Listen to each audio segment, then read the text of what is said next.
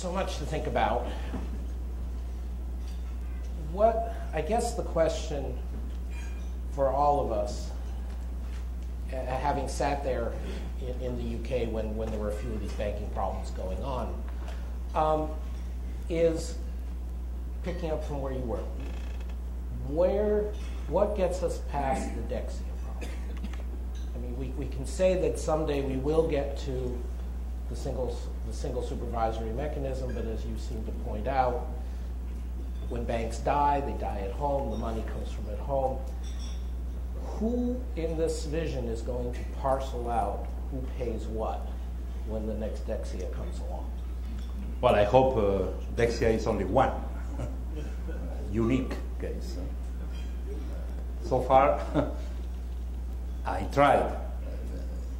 This discussion started with Nelly Cruz. Right. Christine Lagarde was at that time French minister, but I concluded this with the first decision on Dexia, weeks after taking office as Commissioner for Competition, and after I negotiated at length with the French and Belgian governments, some participation of the Luxembourgish, but the main players there were France and Belgium. And it was a very difficult discussion between them to establish the burden sharing between the two treasuries, between the two countries.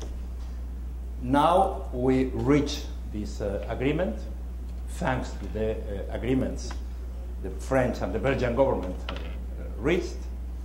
We were able to convince both countries about the need to create a big bad bank in Dexia and not to maintain many activities in the market because they were clearly non-viable.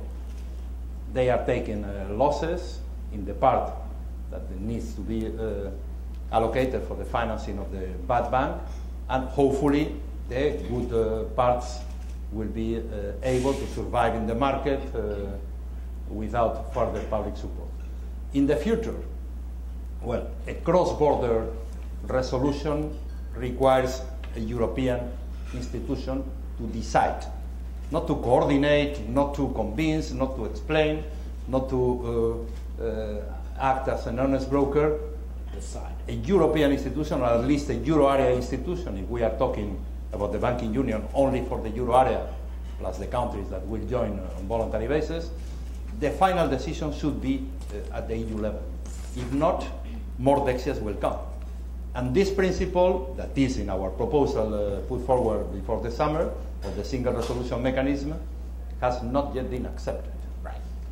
Everybody in Europe were waiting for the elections last Sunday. Right.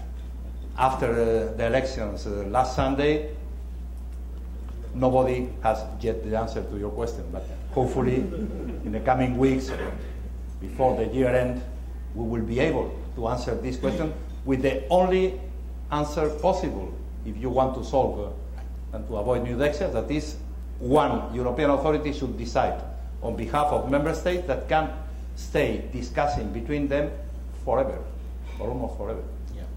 No, thank you for being so clear about that.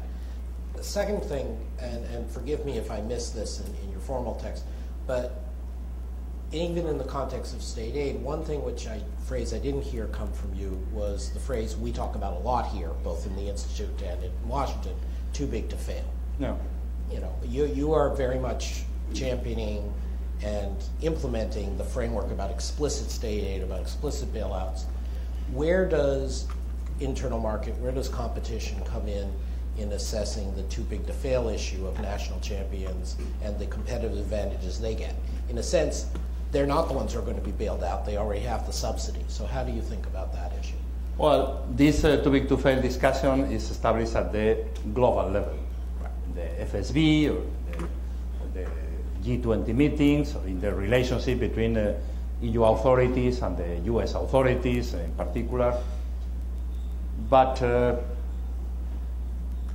the real question will be addressed in less than 1 year time to the single supervisor of the Euro area. Okay. It's true that there are some bigs that are not in the Euro area and will not be, some British banks. But for the bigs that belongs to countries in the euro area, this would be a very, very strong responsibility for the new single supervisor of the euro area. That I hope they will do what they know perfectly well that should be done, that is to be strict with banks, regardless their nationality, regardless their size, since the beginning. And the beginning is this exercise with asset quality review, balance sheet assessment, and a stress test. We have, as Europeans, some experience in failing to provide a credible stress test exercise. I remember some discussions here in the US at the beginning of the stress test saga.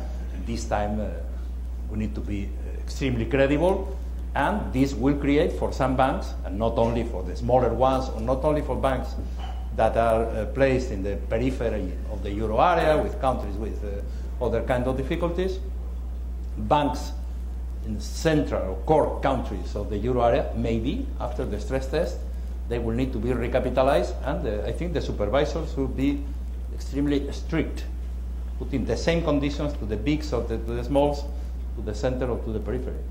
Thank you. One more question, if I could, and then I'll open it up to the floor. We at the Institute, in particular Jeff Schott and Simon Johnson here, but a bunch of us have been thinking about internally where you draw the line. Say we go forward with TTIP, Transatlantic Trade and Investment Partnership, which of course we hope we do. How much of financial regulation gets folded into that? How much gets dealt with by the trade regulators, the trade negotiators versus the national banking regulators versus FSB? But also in that context, there is a sort of broader question underlying this of global financial firms, by which I don't mean just banks. I mean payment systems, insurance, ratings agencies. There are a whole bunch of financial industries out there where you've got large cross-border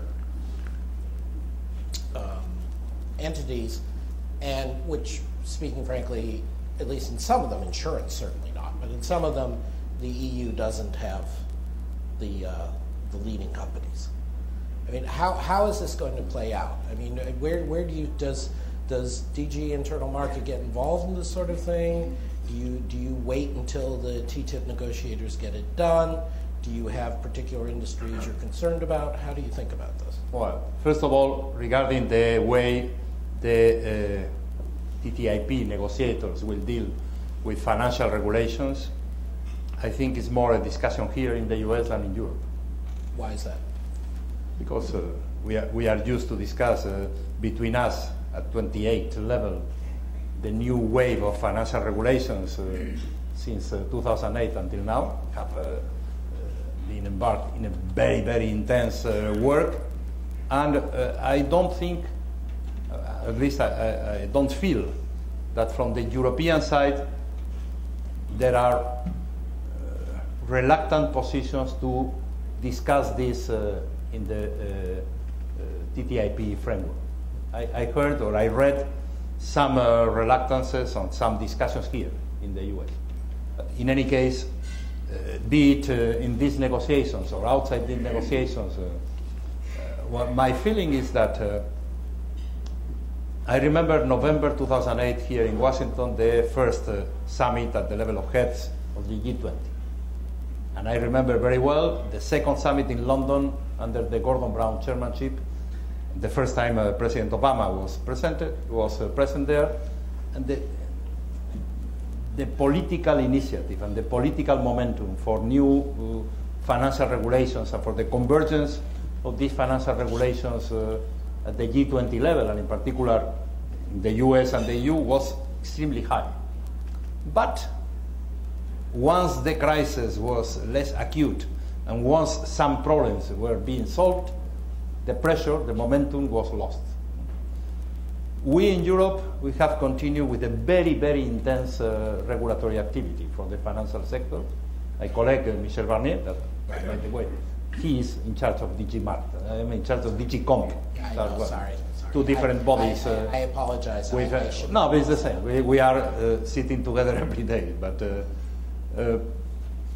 he is very keen, I'm very proud to say we have presented, since the beginning of the Commission Barroso II, February 2010, until now, something like 25 or 26 different legal texts, going from the implementation of Basel III, or market abuses, or the shadow banking initiative the other day, the new rules for the financial benchmarks, credit rating agencies. We are in the third wave of regulations of credit rating agencies at the European level. Okay. After, as I said before, in many occasions we need to translate this into national legislation. But at the same time, new financial authorities at the EU level were created. The European Banking Authority, that are not perfect, are, as many in many occasions in Europe, are gradual steps towards what we need, but things are clearly improving. The risk is that if we have not coherence and consistency between the two families of regulations here in the US and in the EU, we will give way to the possibilities of arbitrage that will create again incentives to lower the credibility and the efficiency of these regulations. So a lot of work needs to be done in the coming year. Who should ensure that there is a venue where all these things can be discussed at the adequate level? Is the G20? I have my doubts at this moment. Is the IMF, for some elements, but B, and many others, is not the institution. The old G7 is too old. So we need a bilateral discussion, and all the other players with less relevance in the financial activities from the global perspective will join, or hopefully will join. But if we, the US and the EU, we will not work together, nobody else will take this responsibility. No, thank you for that. Forgive me for messing up internal marketing, DG Comp. It's something in my, I should. The Euro jargon is very difficult. No, it is. I can't translate. But just following up with that, so let me ask you a very narrow DG Comp question, and then I'll open it up. So one of the areas where traditionally and legally the US and the European Commission, European Union have been different is on the types of tests they use for market power, for oligopoly power, pricing power, whatever, of companies. I mean, do you think that the financial services provides an opportunity for convergence in that area, or is that going to be a particularly difficult area to navigate that? Well, from the point of view of the doctrine, how to consider abuses of dominant position in our EU jargon, or how to consider infractions through unilateral conduct, as the colleagues here said. From the doctrine point of view, there has been a lot of convergence. The procedures are different, for instance, in cartels. Right. Now we are dealing with the cartel around the manipulation of financial benchmarks, LIBOR or Euribor. We are dealing with the same reality, probably with the same kind of approach of what we consider an infringement or not, but the procedures are very different. Here in the US, to be involved in a cartel activity is a criminal offense. And the responsibilities can be asked at the individual level. We, in a cartel procedure, we are not dealing with criminal offenses, we are dealing with administrative offenses, even if our fines goes to the roof. And some legal expert says, well, this level of fines is a quasi-criminal sanction. This is a discussion. Just this morning in Georgetown Law, in the Georgetown Law Conference, they were discussing this before I left to come here. It's a discussion that nobody can ask for a uniform procedure. But we have similar cases. In other antitrust cases, having the same approach, the circumstances of the relevant market are different. For instance, in the merger between US Airways and American Airlines, we have cleared this merger after receiving commitments, remedies for one route that created problems in Europe. Here the problems of overlapping in the same routes are much higher. But the differences that existed in the past, I referred this morning also to one merger that we cleared recently, General Electric buying Avio, that is an Italian part of a company working for the Eurofighter and for the big aircrafts. But General Electric 15 or 20 years ago were absolutely angry against the possibility of a commissioner for competition to intervene in something linked with an American company. And now they are our closest allies to solve some problems. Times change. I may actually call on a friend, if I may. Jesse Norman is a member of Parliament from the UK, and he used to put me on the spot as a member of the Treasury Select Committee while I was at the Bank of England. Since Commissioner Almunia did mention something about some European members not joining the single supervisory mechanism, I was wondering if he wanted to either say something or raise a quick question. The microphone over here. If you'd prefer to just talk about your book, we can do that afterwards. Well, thank you very much indeed for that, Adam, and it's a great pleasure to be here. Ladies and gentlemen, I'm Jesse Norman. As Adam said, I'm an MP. I sit on the Treasury Committee in London. I'm also a member of the Council of the National Institute on Economic and Social Research in England. Commissioner Almunia, thank you very much indeed for your very, very interesting talk. I had a quick two-part question. You might think of banking union as it were, a thin conception or a thicker conception of it. A thick conception would be one that's held by the Bank of England in Britain, in which a banking union would include a common supervisory regime, it would include a supplier of last-ditch liquidity, it would include a resolution regime, common deposit insurance, and recapitalization mechanism for the banks. So my first question is, do you have that kind of big conception of a banking union in your mind when you talk about it and think about this? And the second is, and it's the $64 billion question, when do you think we might achieve such a thing in Europe? Yeah, first of all, if you ask for my view of a banking union, is a thicker one. The political view at this stage of the leaders of the euro area countries is a thicker one minus one element, the single deposit guarantee fund. They are not ready to subscribe to this. At the beginning they were ready, but when during the night they read again the conclusions, they modify, and unfortunately this common deposit guarantee fund is not in the present thing. Second, there are political difficulties for this. The single resolution mechanism has been adopted and will be operational. It's not easy from the practical point of view to put forward a fully fledged supervisor from the scratch.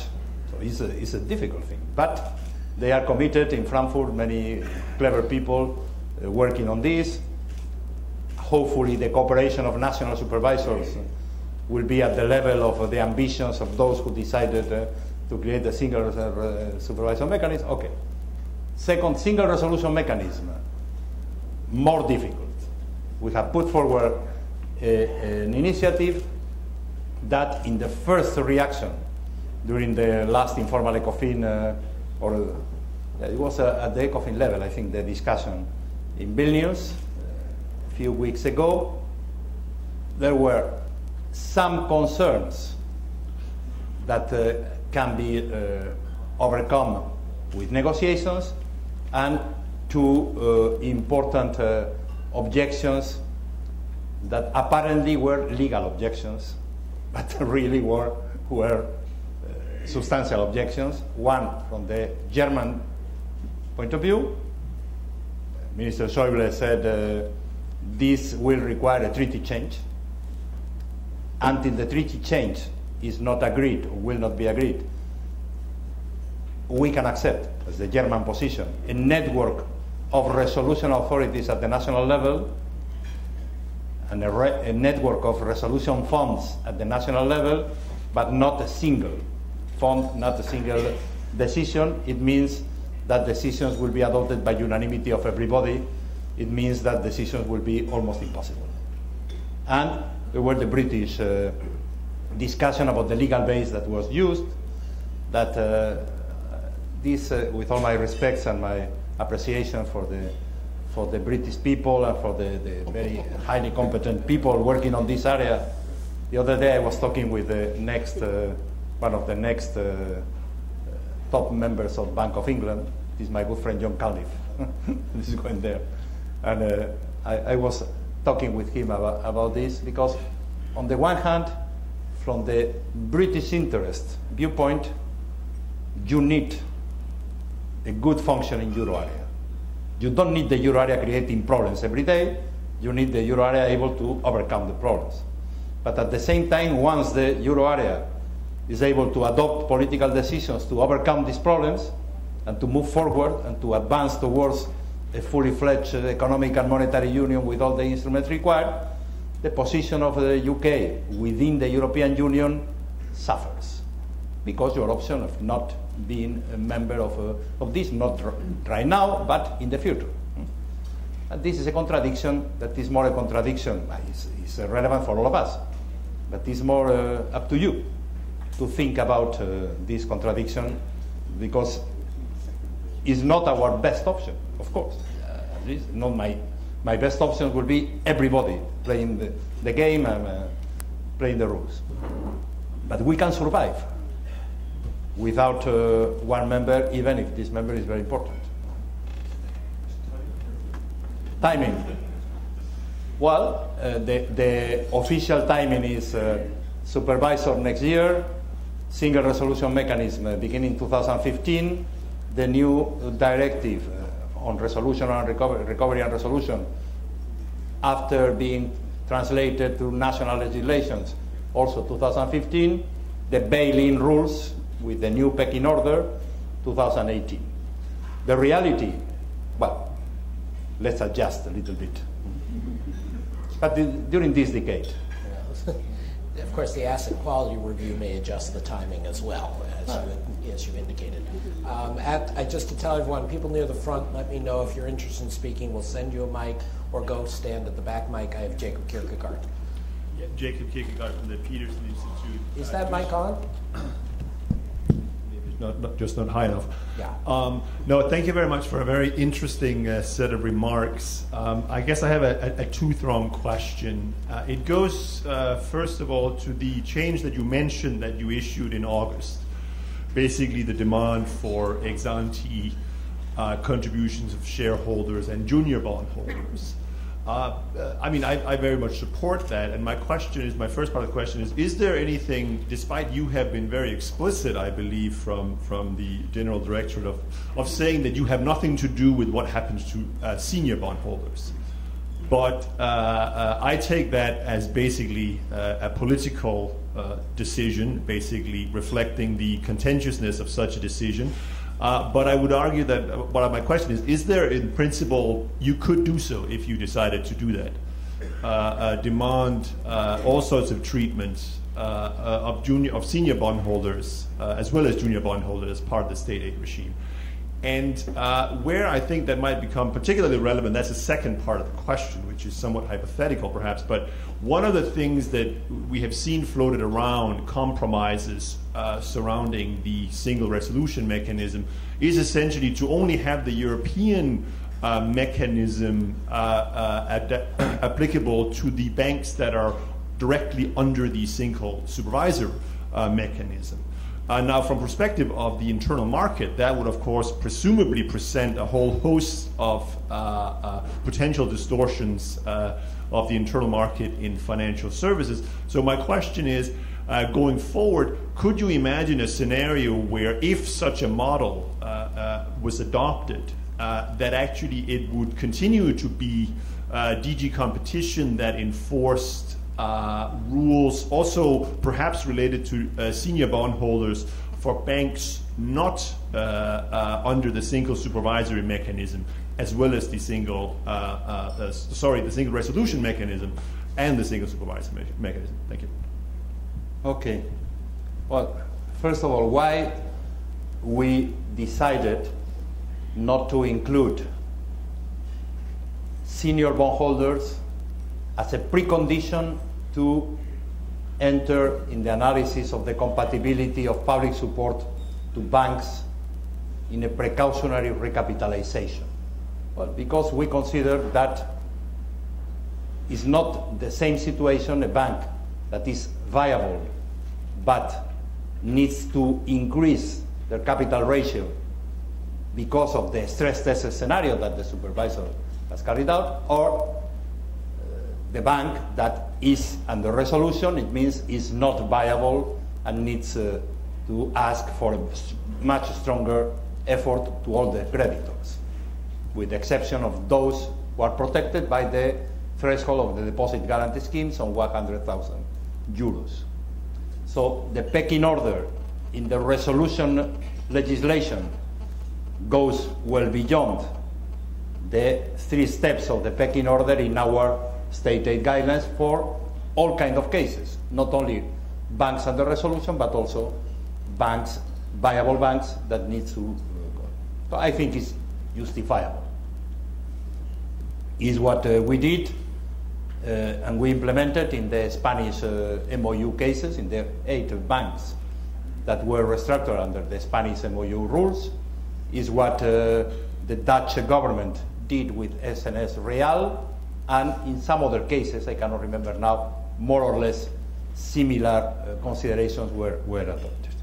The other question is much more difficult, because, okay, the single supervisor will supervise banks with a balance sheet above the 30 billion. As a Spaniard, I always have problems with billions. In Spanish, billions are much higher than the Anglo-Saxon billions. But 30 billions of balance sheet.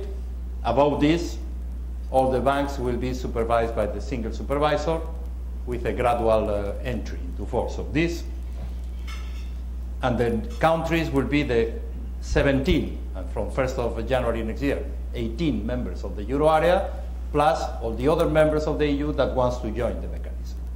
That I don't know how many of them will join. It's logic what has been decided for the future single resolution mechanism. The same group of banks supervised by the single supervisor will need to be under the area, the domain of the single resolution mechanism. The single supervisor and the single resolution mechanism, because the euro area, the economic and monetary union, requires stronger integration of the instruments to deal with the banking system, will have more precise and in some cases more strict requirements for the banks. We, when I say we, is the Commissioner for Competition and the DG Comp, we are in charge of a state aid control that applies to everybody, to the 28. So we have to take into account the rules valid for 28 that are our state aid guidelines, that will not disappear because of the existence of common resolution mechanisms, and we need to take into account the enforcement of the EU directive that is called Banking Recovery and Resolution Directive, that is a system of coordination of resolution activities at the 28 level. It's complex, yes, Europe is complex, but with fantastic services, fonctionnaires, cabinets, and intelligent commissioners, we can deal with all this complexity. It's good to have all the components lined up like that. My political addition to this general principle of efficiency and professionalism of our services is, politically, I want all the members of the European Union integrated or wanted to be one day members of the euro area. So I think it's good to create some incentives at the same time that the mechanisms that will apply for the euro area members are more demanding or more strict. how these incentives can be created, this is another discussion that is not for today. Maybe if you invite Olli Rehn, you can discuss with them EMU 2.0. The roadmap that we presented 1 year ago, 1 year and a half ago, for the next steps, not only the banking union, but other steps to have a much more efficient and complete economic and monetary union for the next decades. That gives me an excuse to flog another IIE event. In a week and a half's time, approximately 2 weeks' time, we'll be hosting a joint panel on future of the Euro area with CIGI, the International Governance Think Tank, Jacob and Nicholas Veron, and I'm forgetting someone, sorry, and from our side, and the governor of the Bank of Estonia is going to be here. Arno Hansen is going to be talking about the long-term attractiveness of the euro to the non-UK, non-euro member EU countries. So, does anyone else have a question or comment for the Commissioner? David, please. DG Comp has been remarkably... Identify yourself first. Oh, sorry, David Schroff from the IIF. DG Comp has been remarkably rigorous throughout the crisis in imposing conditions from a state aid point of view, et cetera. I think that's really an accomplishment. But as we move into the next phase, that you inevitably are focused on state aid as an option or as an outcome. At the same time, the FSB principles are very clearly stated to be focused on avoiding state aid, to creating conditions where a resolution can take place without public money and without major disruption. That's the goal in this country. That's the goal of the FSB. That's from a private sector point of view. That's something we hope to be a goal. So I guess my question is, how do you inevitably have a lot of inertia behind the state aid, which is very important. How do you shift from the presumption that there will be state aid at some point in the process to an FSB key attributes type of presumption that there will not be state aid and that resolution will take care of even a major bank? Well, first of all, state aid control only exists in the EU as a system. I hope that in all the other constituencies and jurisdictions, even if they are not in a process of integration of sovereign states and treasuries and budgets, they will also take care how to control the use of public money to eliminate distortions of competition that are not only national, but are cross-border. But this is a general principle. What happens from now on with the new systems of resolution authorities and mechanisms? First, the pecking order for the bail-in, as it has been defined in the directive, going until the deposits above the threshold of 100,000 euros will be in place in 2018. So from now until 2018, we have 4 years and a half that we need to put order in this, because the legal pecking order is not yet there. And the directive is, and you mentioned the FSB principles, are for resolution cases. But we will be facing probably cases where some member states or some sovereigns wants to give public support to banks that are not under resolution, but that they need to be recapitalized for different reasons, to comply with the supervisor requirements or for whatever reason. So in any case, even if the fully fledged resolution mechanism and the pecking order is in place, we will need to have a state aid control to face other means, other channels, other ways to give. Other cases will be the extreme cases, where for financial stability reasons, public money will need to be used, and we need to deal with this. So, in any case, from our EU perspective, again, 28 members with 28 budgets, 28 parliaments, governments, and only one internal market, state aid is absolutely needed. And in particular in a sector where the degree of integration hopefully will continue to improve and will not go backwards, as it has been the case in some aspects because of the crisis. No? So their role will be limited to the normal role of a state aid control. During these years, we were acting as a de facto resolution authority, and we are not for this. This is not our role.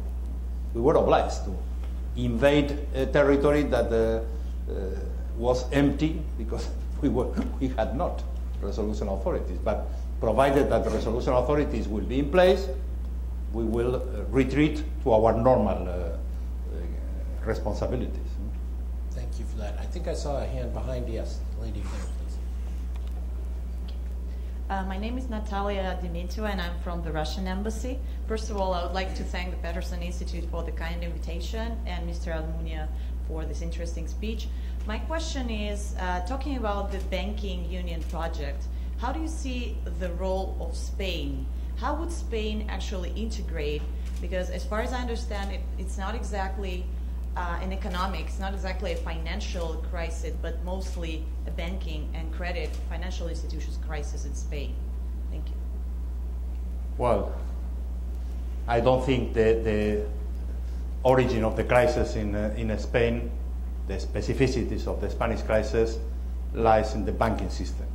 The specificities of the Spanish crisis lies, on the one hand, on the huge current account deficit, meaning that Spain needed to import 10 points of their GDP every year in savings coming from abroad. This was facilitated by the financing conditions of the euro area, but this fueled the housing bubble that once exploded has created huge unemployment figures and additional problems for a financial sector that was not only obliged to go outside at the wholesale market to fund part of their activities, but from the other side of the balance sheet, they started to receive the negative consequences of the housing bubble in terms of non-performing loans and extreme risks in their asset side.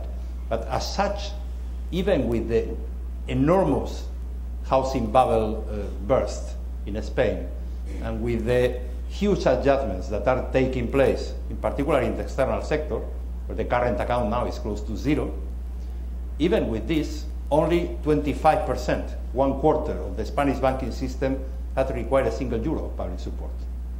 So I don't share this very negative opinion regarding the Spanish banking sector. It's true that these 25% were seriously affected by the housing bubble and by the lack of funding for good reasons, because they were very badly managed in relation with the real estate developers and with the bubble. But the other 75% is remarkable. In a country with all these problems, in other parts of their economic system, they have survived, and in some cases they are in a much better position than other banks in other important or relevant countries of the euro area. Very good.